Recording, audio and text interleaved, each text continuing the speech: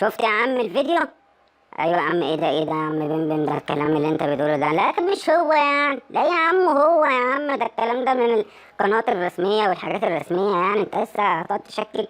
لا امال ايه الكلام اللي هم بيقولوه ده؟ بن وصواريخ نوويه وبتاع ده ده ماشي بعربيتين يا عم. ما هو ده بقى يا عم جاي بقى اللي ايه، اللي احنا مش فاهمينه بقى. يعني هو ده الموقف بتاع الراجل اللي انت عمال بتقول لي ماشي بصواريخ نوويه ومش بصواريخ نوويه. لا امال ايه اللي بيحصل ده يا بمبم؟ يعني هو ماشي بعربيتين ويقولوا عليه كده. بص، هو في ناس زيه كده، وفي ناس تانية لما بتتحرك يعني سواء رؤساء ولا وزراء يعني تحس ان الحرب هتقوم، يعني بيبقوا ماشيين فعلا بطيارات ودبابات وصواريخ وحاجات زي كده يعني. بس بقى كل واحد بقى سلو بلدهم كده بعيد، هنعمل ايه يعني؟ بس بم الكلام ده مش معقول يعني. اهو يا عم زي ما انت شفت كده، رغم ان الراجل ده هو يعني اللي انت بتقول عليه اللي هو بوتين ده يعني راجل في حالة حرب يعني مع 7000 دولة يعني بجيوشهم وعساكرهم وأجهزة مخابراتهم وسلطاتهم وبابا غنوجهم يعني. وفي ناس كتير قوي قوي يعني عايزة تموته وعايزة حياته يعني. لا امال اللي هو بيعمله ده بيعمل كده ليه يعني؟ مستبيع يعني. هو مش حكاية مستبيع، هو ما تفهمش الراجل ده بقى، او هم يعني وصلوا في البلد دي بقى لايه، لاجراءات امنيه معينه ولا حاجه، فمأمنين نفسهم صح يعني، ما هماش عمالين بيعملوا فانتازيا بس وخلاص يعني.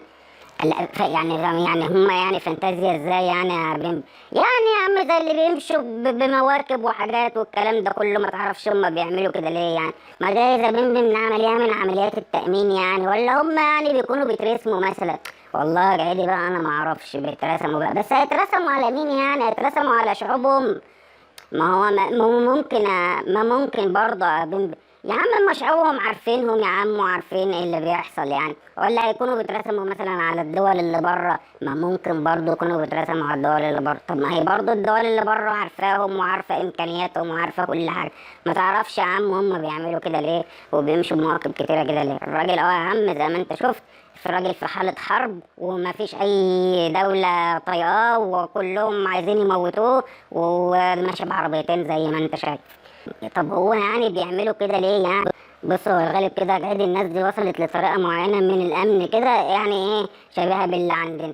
يا عم احنا عندنا الوضع مختلف، احنا زي ما انت عارف احنا عندنا الدنيا مختلفة عن هنا. طب ما تقول لنفسك يا عم، احنا زي ما انت فاهم زي ما انا موجود عندنا اللي بيقول لك لو الشعب او لو الفرد حس بالمنظومة الامنية في الشارع تبقى المنظومة الامنية فاشلة يعني. بس الكلام ده عندنا في كوكب زوفة عادي، انما في الارض هنا بقى يا عم كل واحد وسلو بلدهم بقى، هم حرين يا عم، يمشوا بطيارات يمشوا بدبابات يمشوا بشراط بحر، هم احرار يا عم، كل واحد حر في بلده يعني.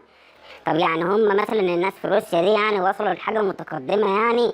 بص هو انا ما اعرفش، بس في الغالب كده يعني ده زي اللي احنا شفناه كده، هم غالبا وصلوا لحاجة متقدمة في الامن يعني، علشان الراجل يمشي كده ايه من غير موكب وهو في حالة حرب. انما الحاجات التانية اللي بتحصل دي بقى احنا ملناش دعوة بيها، الحاجات دي يقول لنا عليها الناس اللي بتفهم في الامن، او الناس اللي هي ايه اهل الامن دول، هم اضرب شغلهم يا عم، كل واحد اضرب حاله وكل بلد اضرب سلوها يعني.